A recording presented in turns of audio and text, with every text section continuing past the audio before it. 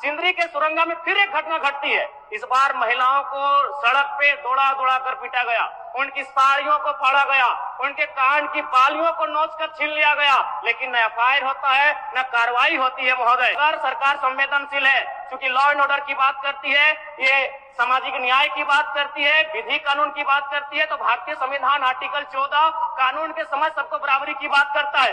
एक डीएसपी घायल हुए, आपने लॉ एंड ऑर्डर को हाथ में लिया, डीआईजी आईजी ने मार्च किया, डीएसपी ने संज्ञान में लिया, डीसी घटनास्थल पर गई, लेकिन जब ग्रामीणों को पीटा जाता है, जब ग्रामीणों की जमीनों को जबरन लिया जाता है, कानून अपनी प्रतिक्रिया क्यों नहीं देता? अध्यक्ष महोदय, इसलिए मैं गंभीर मामला आपके संज्ञान में देना चाहता हूँ।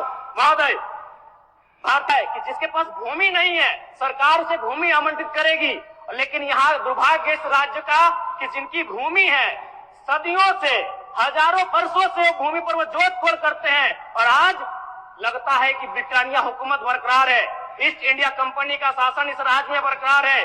आज इसी प्रशासन के जोर पर आज उनकी जमीनों का जबरन अधिग्रहण किया जाता है। मांडू का मामला को संज्ञान में लीजिए, सुरंगा का मामला संज्ञान में लीजिए, घोरा का मामला संज्ञान में लीजिए अध्यक्ष महोदय, क्योंकि रोज रोज आपके डीएसपी घायल होने का इंतजार मत कीजिए। विधि के समक्ष अगर सब बराबर हैं, तो रेतों को भी जान जाती है, रेतों को भी चोट लगता है। इस मामले को संज्ञान में लेंगे महोदय। महोदय, मैं आगे कहना चाहूंगा, अभी वरिष्ठ नेता ने कहा लॉ एंड ऑर्डर, मैं मानता हूं कि लॉ एंड ऑर्डर आपका है, लेकिन कहां अध्यक्ष महोदय? गांवों में, खेतों में, खलिहानों में, बालू और कोयला के खदानों में, माफियाओं की जेब में आपका लॉ एंड ऑर्डर है। महोदय, मैं पढ़ के बताना चाहूंगा, ओबी डंपिंग को लेकर भिड़ंत, फायरिंग, बमबाजी, रेती जमीन पर ओबी डंप किए जाने को लेकर पहले भी हो चुका है संघर्ष, चले थे गोली बम, मामला जीनागोड़ा का, देव प्रभा आउटसोर्सिंग के समर्थकों व ग्रामीणों में झड़प, पत्थरबाजी व फायरिंग, तीसरा थानेदार का हाथ टूटा, अचानक बमबाजी व फायरिंग से मची भगदड़, पुलिस की मौजूदगी में एक दूसरे पर पत्थर बरसाते लोग। मैंने कहा लॉ एंड ऑर्डर है अध्यक्ष महोदय, कहां? गांवों में, खेतों में, खलिहानों में, कोयला के खदानों में, माफियाओं की जेब में। अध्यक्ष महोदय, मामले को गंभीरता पूर्वक संज्ञान में लीजिए अध्यक्ष महोदय। महोदय, आज मैं महामहिम राज्यपाल महोदय के द्वारा प्रस्तुत अभिभाषण पे हो रहे वाद विवाद पर अपनी प्रतिक्रिया देने के लिए आया हूं। महोदय, एक छोटी सी कहानी मैं बताना चाहूंगा। एक महिला थी, उसकी छोटी बच्ची जिसकी उम्र 5 वर्ष थी, वो अपनी माँ से आकर पूछती है कि माँ, छोटे भाई का मृत्यु कब होगा? तो माँ ने पूछा कि बेटी तुम ऐसा क्यों कह रही हो, अपने छोटे भाई को मरने के लिए क्यों कह रही हो? तो छोटी सी गुड़िया ने कहा कि माँ, बड़े भाई की जब मृत्यु हुई थी तो बहुत सारे लोग हमें खाना देने के लिए आए थे, हमारे घर में भोजन नहीं था, हमें कपड़े नहीं था, तो बहुत सारे लोग हमसे मिलने आए थे और हमें खाना देकर गए थे, और मैं चाहती हूँ कि छोटा भाई अगर मर जाएगा तो शायद बहुत सारे लोग आएंगे, हमें भोजन देंगे, हमें खाना देंगे, हमें कपड़े देंगे, क्योंकि हम 4-5 दिनों से भूखे हैं।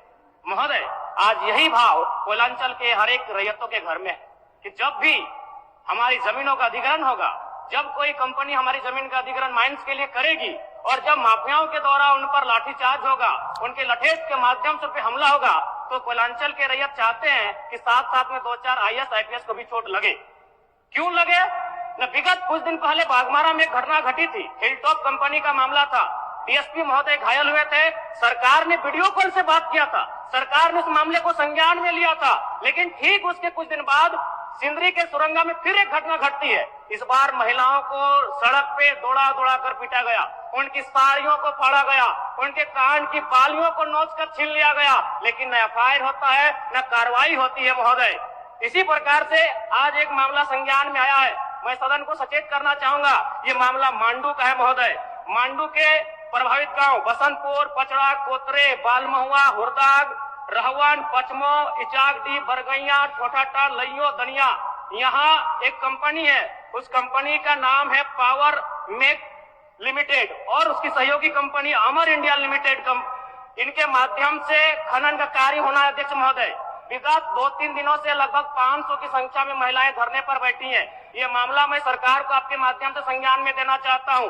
अगर सरकार संवेदनशील है, क्योंकि लॉ एंड ऑर्डर की बात करती है, ये सामाजिक न्याय की बात करती है, विधि कानून की बात करती है, तो भारतीय संविधान आर्टिकल 14 कानून के समझ सबको बराबरी की बात करता है। एक डीएसपी घायल हुए, आपने लॉ एंड ऑर्डर को हाथ में लिया, डीआईजी आईजी ने मार्च किया, डीएसपी ने संज्ञान में लिया, डीसी घटनास्थल पर गई, लेकिन जब ग्रामीणों को पीटा जाता है, जब ग्रामीणों की जमीनों को जबरन लिया जाता है, कानून अपनी प्रतिक्रिया क्यों नहीं देता अध्यक्ष महोदय? इसलिए मैं ये गंभीर मामला आपके संज्ञान में देना चाहता हूँ महोदय।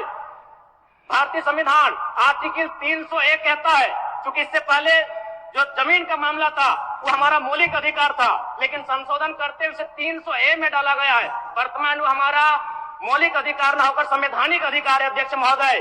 और वो क्लाउज कहता है कि जिसके पास भूमि नहीं है सरकार उसे भूमि आवंटित करेगी, लेकिन यहाँ दुर्भाग्य इस राज्य का कि जिनकी भूमि है सदियों से हजारों वर्षों से भूमि पर वो जोत-खोड़ करते हैं, और आज लगता है कि ब्रिटानिया हुकूमत बरकरार है, ईस्ट इंडिया कंपनी का शासन इस राज्य में बरकरार है। आज इसी प्रशासन के जोर पर आज उनकी जमीनों का जबरन अधिग्रहण किया जाता है। मांडू का मामला को संज्ञान में लीजिए, सुरंगा का मामला संज्ञान में लीजिए, घोरा का मामला संज्ञान में लीजिए अध्यक्ष महोदय, क्योंकि रोज रोज आपके डीएसपी घायल होने का इंतजार मत कीजिए। विधि के समक्ष अगर सब बराबर हैं तो रेतों को भी जान जाती है, रेतों को भी चोट लगता है। इस मामले को संज्ञान में लेंगे महोदय। महोदय मैं आगे कहना चाहूंगा, अभी वरिष्ठ नेता ने कहा लॉ एंड ऑर्डर, मैं मानता हूं कि लॉ एंड ऑर्डर आपका है, लेकिन कहां है अध्यक्ष महोदय? गांवों में, खेतों में, खलिहानों में, बालू और कोयला के खदानों में, माफियाओं की जेब में आपका लॉ एंड ऑर्डर है महोदय। मैं पढ़ के बताना चाहूंगा, ओबी डंपिंग को लेकर भिड़ंत, फायरिंग, बमबाजी। रेती जमीन पर ओबी डंप किए जाने को लेकर पहले भी हो चुका है संघर्ष, चले थे गोली बम, मामला जीनागोड़ा का। देव प्रभा आउटसोर्सिंग के समर्थकों व ग्रामीणों में झड़प, पत्थरबाजी व फायरिंग, तीसरा थानेदार का हाथ टूटा। अचानक बमबाजी व फायरिंग से मची भगदड़, पुलिस की मौजूदगी में एक दूसरे पर पत्थर बरसाते लोग। मैंने कहा लॉ एंड ऑर्डर है अध्यक्ष महोदय, कहां? गांवों में, खेतों में, खलिहानों में, कोयला के खदानों में, माफियाओं की जेब में अध्यक्ष महोदय।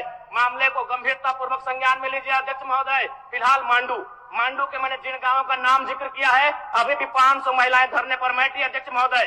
अगर सरकार इस मामले को गंभीरता पूर्वक नहीं लेती अध्यक्ष महोदय, तो बागमारा और झरिया जैसी घटनाएं मांडू में घटित होने में देर नहीं लगी अध्यक्ष महोदय। इसलिए मैं चाहता हूं कि इस मामले को आप संज्ञान में ले। दूसरी बात अध्यक्ष महोदय, मैं आपके माध्यम से एक अत्यंत गंभीर मामला संज्ञान में देना चाहता हूं। धनबाद जिला तोपचाची प्रखंड अंतर्गत पिपराडी गांव, आजादी के 78 साल बाद भी उस गांव की सड़क मुख्य सड़क से जुड़ नहीं पाई है। उनका मामला आता है अभयारण्य भूमि, सेंचुरी का भूमि का मामला संज्ञान में आता है। अध्यक्ष महोदय, मैं सदन के माध्यम से सरकार से पूछना चाहता हूं कि पारासत पहाड़ में सड़क बन सकता है तो पिपराडी गांव में क्यों नहीं बन सकता है अध्यक्ष महोदय? पारासत पहाड़ में जिन लोगों की सड़क की जरूरत थी अध्यक्ष महोदय, चूंकि वह धनी लोग थे, वो संपन्न लोग थे, इसलिए पारासत के पहाड़ में जो कि सेंचुरी अभयारण्य है सड़क चली गई, लेकिन पिपराडी गांव सड़क नहीं जा पा रही अध्यक्ष महोदय। ये तो तोपचाची प्रखंड का मामला है, इसे संज्ञान में लेंगे। दूसरी बात अध्यक्ष महोदय, जो विषय मैंने कहा 300A में स्पष्ट है कि राज्य अपनी विधायकी शक्ति का उपयोग करके संपत्ति के अधिकारों को सीमित, कम या बदल कर सकता है। इसलिए आपसे आग्रह होगा, जो भी मामले भूमि संबंधित खासकर खनन क्षेत्रों से आते हैं, उसके लिए आप एक पोर्टल बनाए अध्यक्ष महोदय, एक शिकायत पत्रिका बनाए अध्यक्ष महोदय, क्योंकि मामला बहुत ही हिंसक रूप धारण कर लेता है। मैं उस क्षेत्र से आता हूं, मैं कोयलांचल के क्षेत्र से आता हूं अध्यक्ष महोदय। मैं रोज बमबारी, गोली, तमाम घटनाओं को देखता हूं, सुनता हूं अध्यक्ष महोदय, और आम व्यक्ति की कहीं सुनी नहीं जाती है। इसलिए आपके माध्यम से सरकार से मेरा आग्रह होगा, ऐसे विषयों पर सरकार गंभीर रहे। अगर गंभीर नहीं रहती है तो अप्रिय और अनहोनी घटना होने में देर नहीं लगी अध्यक्ष महोदय। धन्यवाद अध्यक्ष महोदय, बहुत बहुत धन्यवाद। माननीय सदस्यगण।